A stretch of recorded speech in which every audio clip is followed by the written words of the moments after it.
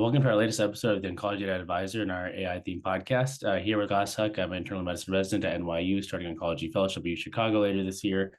Joined by our special guest today, Tracey Sikora from EveryCure.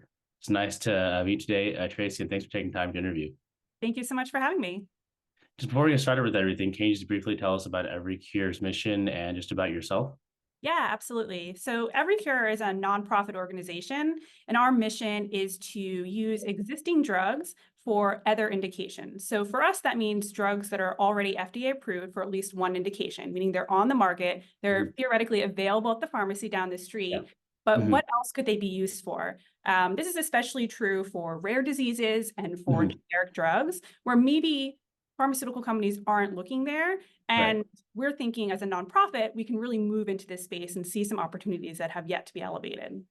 My background personally is in rare disease. I've been in Yeah. rare disease drug development for about 15 years now. I've done some preclinical work, and I spent a lot of my career running clinical trials. So this really informed my idea about all these missed opportunities that could be brought forward into more clinical validation, if only we were looking at the drugs that were otherwise being used. My co-founder, Dr. David Fagenbaum, himself has a personal history with drug repurposing. So Mhm. when he was in medical school, he became very ill with a disease called Castleman disease. Mhm. And he was able to find a drug that had already been on the market for many years, but had never been used for Castleman disease. He used sirolimus or Mhm. rapamycin. And now he's been in remission for over 10 years after being in and out of the ICU for 2 years prior to the sirolimus discovery. So we know that these opportunities are out there and really just need to be discovered, elevated, and brought forward so patients have access to them. Awesome. Thanks so much for sharing that and sharing a little bit about the mission of EveryCure. So you mentioned the idea of rare disease. How does that differ from other kinds of disease, and what's the definition of that, and why should we care about treating them? Yeah, absolutely. So rare diseases can be defined in a lot of different ways. In the United States, it's typically considered a disease that affects fewer than 200,000 people in the United States. However, it's important to remember that while rare diseases are individually quite rare, Mhm. it, as a whole, collectively affect a large portion of the population. So somewhere around 1 in 10 people actually have a rare disease. It's just that individually, each of those diseases affects a small number of people.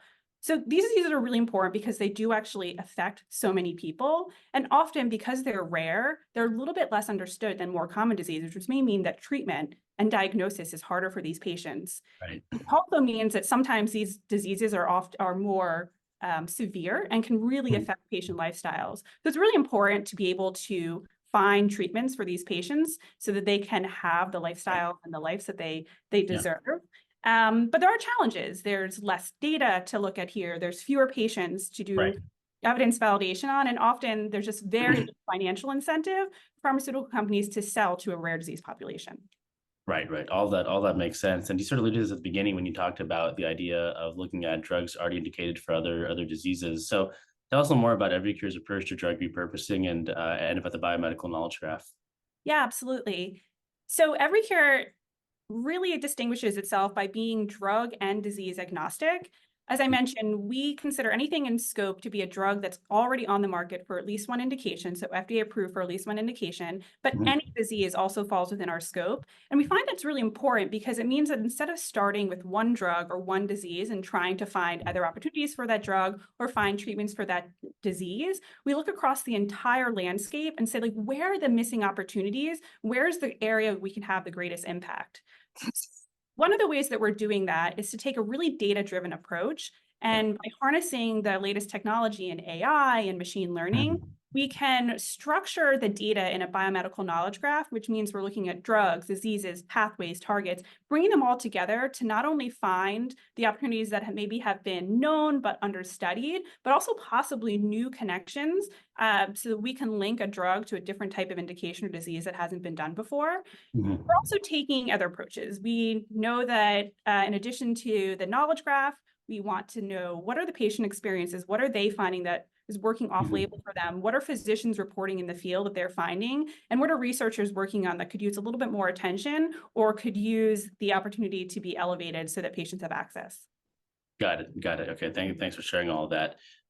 So not your typical pharma company that sort of focuses on one disease or on one sort of molecular agent, but really looking broader than that, looking at patients with rare conditions and sort of maybe other drugs that we can repurpose for their specific condition.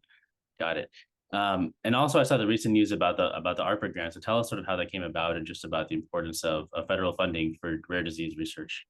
Yeah, ARPA-H is a fairly new agency in the federal government that's Mhm. charged with funding opportunities that may not fit well in traditional academic research or Mhm. traditional pharmaceutical research as well. So that is a perfect fit for every cure.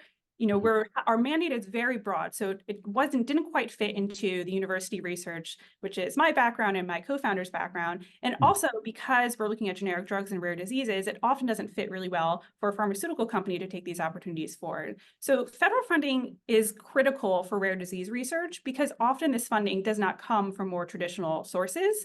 And we're absolutely thrilled that ARPA-H has invested in our work so that we can scale the work that we've already done, bring it openly to more people publicly and Mhm. share that information. And then, of course, try to move forward as much of these opportunities as we can. Got it.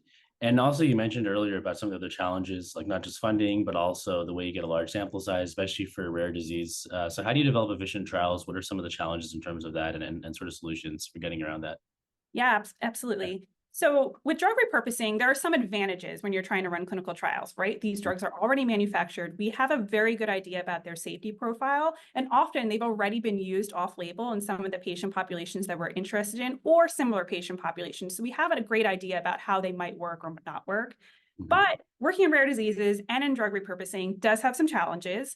Rare Mhm. diseases, it may be harder to recruit for a patient, an efficient clinical trial, as you had mentioned.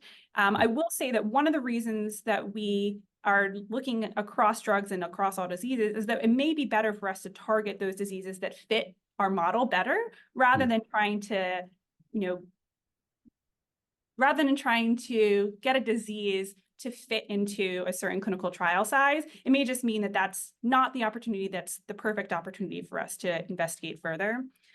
The other challenge with drug repurposing is that there is not always a very clear path to getting FDA approval or moving it fully through the traditional drug development pipeline. Mhm. But typically, when indications are added to FDA labels, it almost always occurs when the drug is still on patent, and the pharmaceutical company can either move forward and add that indication, or a different company can take it down a slightly different regulatory pathway and add an indication to the label. Because we're looking at generic drugs and we want to keep those drugs generic and not necessarily manufacture Right. a new drug for a new indication, that pathway can be a little bit clear on the regulatory side. And it's just simply because we're doing some work that has just not been done a lot before, which is very Right. exciting. And it means I think we'll have a huge impact, but does make it a little bit more challenging to find out exactly how we'll get those drugs through the process, and to most importantly, how we get those drugs to patients. Got it. And can you give me an example of just a current drug, maybe that Evercure is working on, or a certain indication? Yeah. So as I mentioned, my co-founder, Dr. Fagenbaum, has repurposed sirolimus for Castleman disease. So that's a clinical trial that we're running with the University of Pennsylvania to make sure that we gather the evidence for sirolimus in Castleman disease. We're also really excited about some other opportunities that other people are working on. And what Mhm. is great about EveryCure and the fact that we're a nonprofit is that we're highly collaborative. We're all about partnerships. Yeah. And we're really excited about supporting some other work that's moving forward in other diseases. So, for example, we know of a disease called DADA2 and a drug that they've been able to repurpose for their rare disease population. And we've been able to support them in the development of their clinical guidelines that helps them ensure that patients have access to that TNF inhibitor. Got it. Okay. Thanks for sharing that. And just last question is very broad. How do you think that AI-enabled drug discovery will impact oncology in the next few years? Yeah, that's Yeah. a great question with a lot of answers. So AI, of course, means a lot of different things, but Right. what's great is that there's being advances made in many, many areas. So a lot of times when AI and drug development are spoken about, people talk about target discovery and trying to find new drugs to fit those specific targets. But there's also opportunities in diagnosis. There's opportunities in using medical records and mining real world evidence that just couldn't be done at the scale that requires AI. And there's opportunities in the drug repurposing space as well. It's saying, what are these drugs? What targets are they also hitting? And is there some similarities between cancers that we can find repurposing opportunities?